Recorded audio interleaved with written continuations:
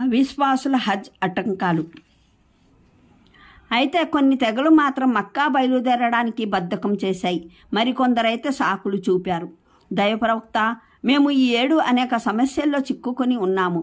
మోయలేని ఆపదలు వచ్చి పడ్డాయి.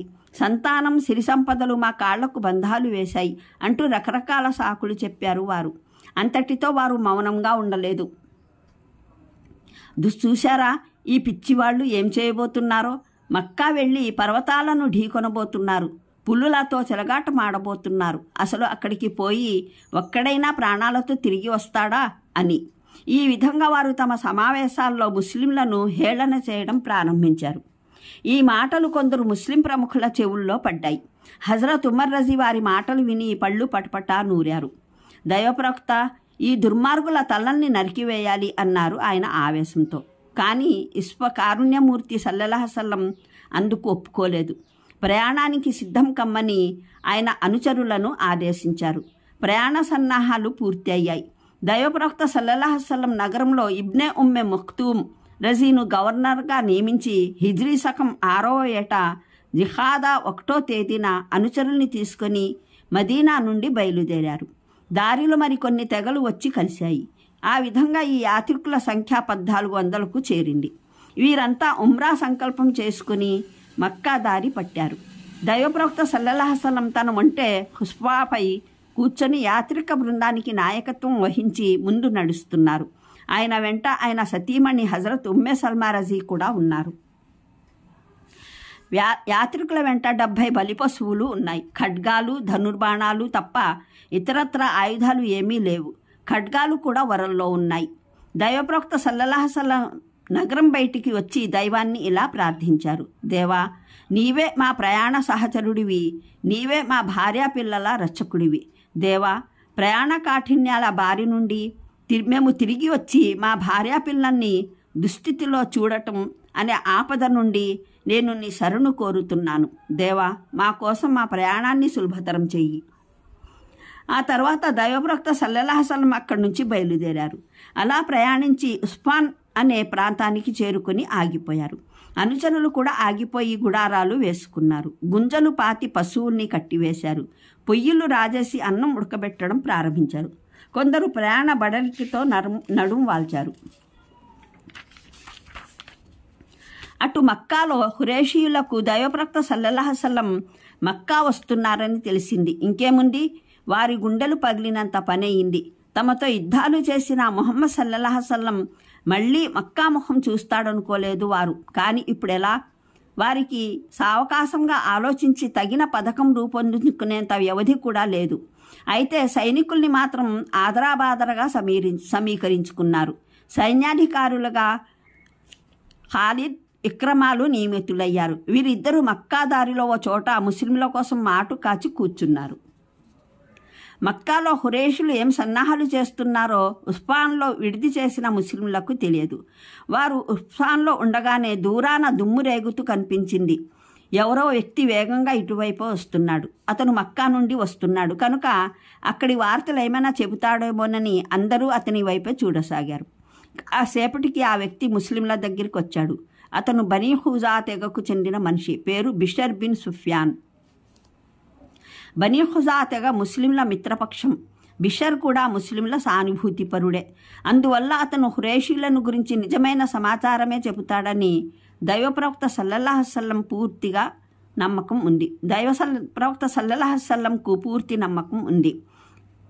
ఆ నమ్మకంతోనే ఆయన ఖురేషీల విశేషాలను గురించి అడిగారు. దానికి బిషర్ ఇలా అన్నాడు. ఖురేషీలకు మీరు వస్తున్న సంగతి తెలిసిపోయింది. వారు మీపై కారాలు మిరియాలు నూరుతున్నారు. ఖాలిద్ బిన్ వలీద్ ఓ పెద్ద సైనిక దళం తీసుకొని మీపై మెరుపుదాడి చేయడానికి దారిలో మాటు కాచి కూర్చున్నాడు. నిజమే, ఖురేషీలు అంత పనికి పాల్పడేవారే. ఖురేషీల మొండి వైఖరి, తలబిరుస్తనాల పట్ల దైవప్రవక్త సల్లల్లాహు అలైహి వసల్లం ఎంతో ఆవేదన చెందారు. అయితే తాను తెచ్చిన నిజధర్మం పూర్తిగా స్థాపించబడే వరకు దైవ మార్గంలో పోరాడుతూనే ఉంటానని ఆయన ప్రతినబూనారు. మిత్రులారా, ఖురేషీలు మీతో పోరాడటానికి బయలుదేరారు.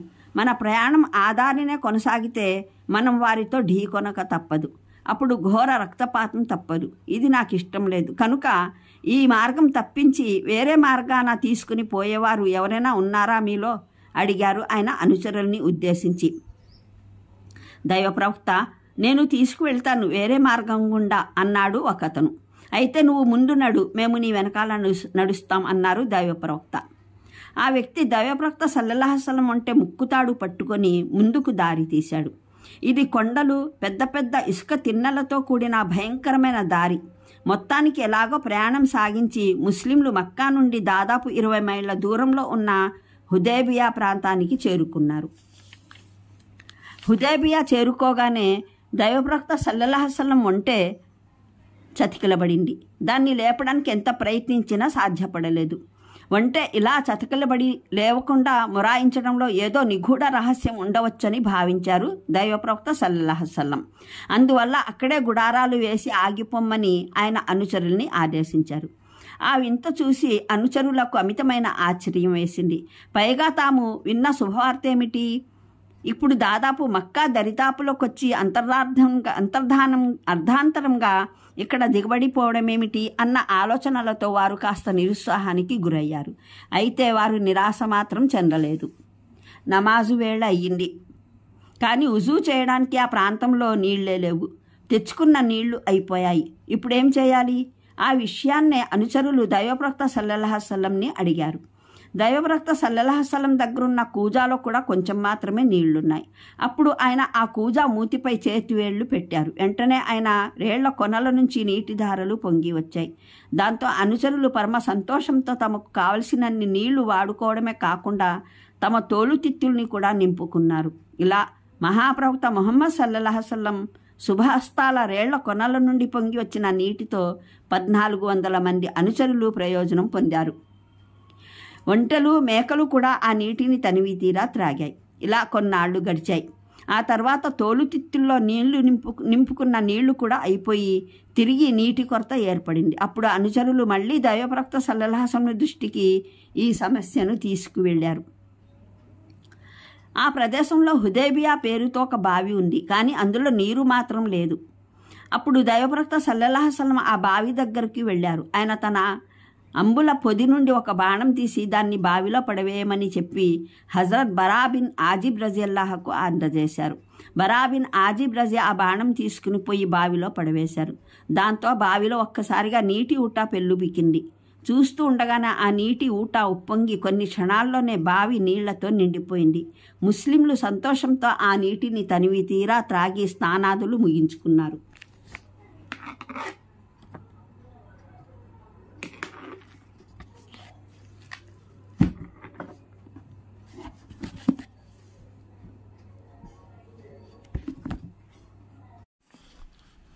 విశ్వాసుల హజ్ ఆటంకాలు. అయితే కొన్ని తెగలు మాత్రం మక్కా బయలుదేరడానికి బద్ధకం చేశాయి. మరికొందరైతే సాకులు చూపారు. దైవప్రవక్త, మేము ఈ ఏడు అనేక సమస్యల్లో చిక్కుకొని ఉన్నాము. మోయలేని ఆపదలు వచ్చి పడ్డాయి. సంతానం, సిరి సంపదలు మా కాళ్లకు బంధాలు వేశాయి అంటూ రకరకాల సాకులు చెప్పారు వారు. అంతటితో వారు మౌనంగా ఉండలేదు.